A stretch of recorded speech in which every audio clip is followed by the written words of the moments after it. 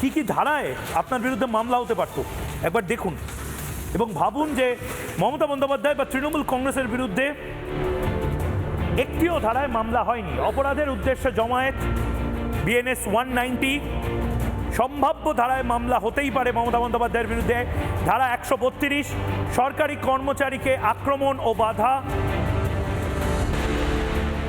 ধারা 303, চুরি। ফাইল তো চুরি হয়েছে, কিন্তু এটা যদি চুরি না হয়ে জোরপূর্বক হয়, বল প্রয়োগ করে যদি ছিনিয়ে নেওয়া হয় তাহলে সেটা ডাকাতি, ধারা 302, ধারা 324 প্রমাণ নষ্ট। এরকম একাধিক ধারায় ভয় দেখিয়ে অপরাধ করা, 351, 303 বিএনএস এর theft, 309 robbery, 324 mischief causing destruction of evidence, voluntarily causing hurt, BNS এর 115, 118 নম্বর বিএনএস এ voluntarily causing grievous hurt, 329 BNS এর ক্রিমিনাল ট্রেসপাস, 331 হাউস ট্রেসপাস, ইত্যাদি ইত্যাদি ইত্যাদি। প্রিয়াঙ্কা টিব্রেওয়াল, আপনারা খুব ভালো করে এই আইনের ধারা এইসব বলবেন, কিন্তু মমতা বন্দ্যোপাধ্যায়ের বিরুদ্ধে এই অপরাধ হয়েছে বা হওয়ার মতন পরিস্থিতি, এটা অনেক আইনজীবী বলছেন যে এগুলো তো যে কেউ, মানে আপনিও যদি এটা করতেন এতক্ষণে আপনার বিরুদ্ধে হয়তো এতগুলো সেকশনে মামলা হয়ে যেত এবং তৃণমূলের যারা দলদাস রয়েছে তারাই হয়তো গিয়ে পেটিশনার হিসেবে ফাইল করে দিত মামলাটা। অফকোর্স। আর এই তৃণমূল পুলিশকে আপনি দেখতে পারতেন যে বাড়িতে ঢুকে হিজড়ে টেনে মানুষকে নিয়ে যাচ্ছে, বিকজ ওইটা আমরা সবসময় দেখেছি যে সরকার যে করাতে চায় সেটা করায়। ময়ূক, তুমি কিছু সেকশন বা ধারার কথা বলছিলে, আমি বলছি কেন মমতা বন্দ্যোপাধ্যায়ের আগেনস্টে বিএনএস এর 221-এ ভলেন্টারিলি অবস্ট্রাকশন করেছে একটা পাবলিক সার্ভেন্টকে, কেন সেই মামলা দেওয়া হবে না? আজকে একটা যখন র্যালি করতে অপোজিশন রাস্তায় বেরোয়, তাদের আগেনস্টে সমস্ত মামলা দিয়ে দেয়, 221 লাগিয়ে দেয় যে আপনি পাবলিক সার্ভেন্টকে কাজ করতে দিন না, আপনি ফোর্স অ্যান্ড অ্যাসল্ট লাগিয়ে দেন 132 বিএনএস এর। তো এই সমস্ত জিনিস তো আপনি করেছেন, আপনার এগেনস্টে মামলা হয়নি কেন?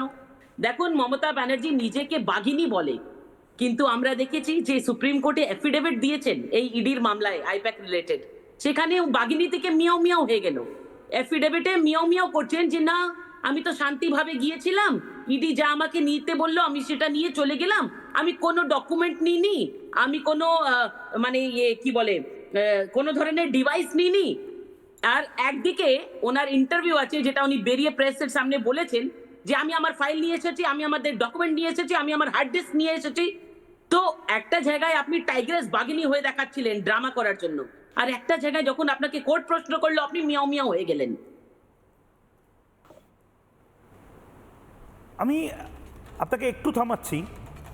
দীপাঞ্জন চক্রবর্তী হাত তুলছেন, দীপাঞ্জন দা এবং সুপ্রিয়দাও রয়েছেন এই মুহূর্তে। প্রচুর এভিডেন্স, কিন্তু আমার ভয়টা কোথায় জানেন তো দীপাঞ্জন দা?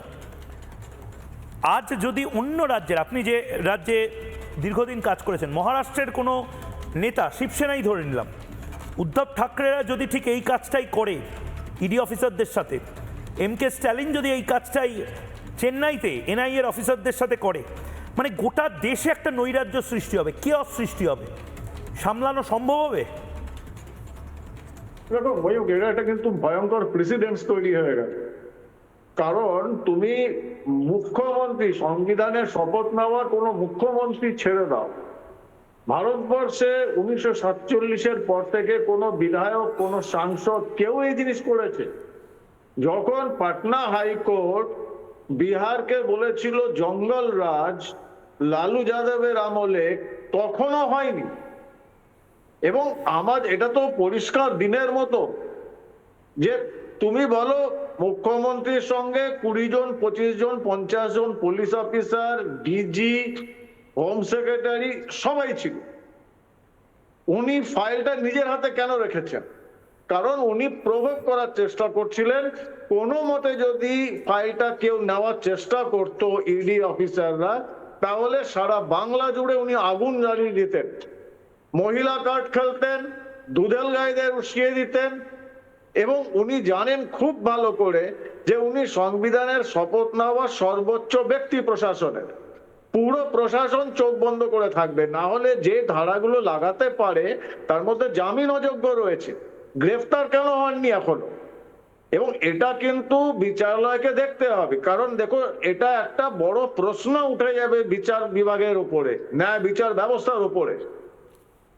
এই জিনিসটা যদি আমি করতে যাই আমাকে তো ইমিডিয়েট অ্যারেস্ট করবে। কিন্তু এটা মুখ্যমন্ত্রী কিন্তু জেনে বুঝে করেছেন। প্রথমত ওনার একটা সাংঘাতিক ভয়, এই যে ইনক্রিমিনেটিং কথা বলছিলেন বিক্রম বাবু, ইনক্রিমিনেটিং ডকুমেন্ট কি, যে অপরাধের সঙ্গে সরাসরি সংযুক্ত রয়েছে এরকম কোনো তথ্য প্রমাণ সেটা ছিল না, হলে উনি কিন্তু কাউকে বিশ্বাস করলেন না, ওই ফাইলটা নিজের কাছে রাখলেন, নিজে নিয়ে বেরোলেন, জেনে যেটা আমার সাংঘাতিক বিপদ হবে। কিন্তু তার থেকে বড় বিপদের আশঙ্কা থেকে মরিয়া হয়ে কাজ করেছেন।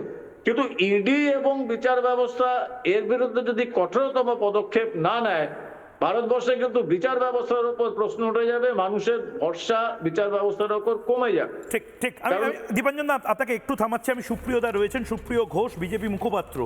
সুপ্রিয় বাবু, আমি আরো এভিডেন্স দেখাচ্ছি, আরো ছবি দেখাচ্ছি, একদম সরাসরি আমি বলছি, মানে বিজেপি শাসিত রাজ্যেও যদি এই জিনিসটা হয়। নানা ধরনের কন্টেন্ট দেখার জন্য লাইক করুন, শেয়ার করুন আমাদের ফেসবুক পেজ, সাবস্ক্রাইব করুন আমাদের ইউটিউব চ্যানেল, পাশাপাশি অন্যান্য ব্রেকিং নিউজের জন্য অবশ্যই চোখ রাখুন রিপাবলিক বাংলায়।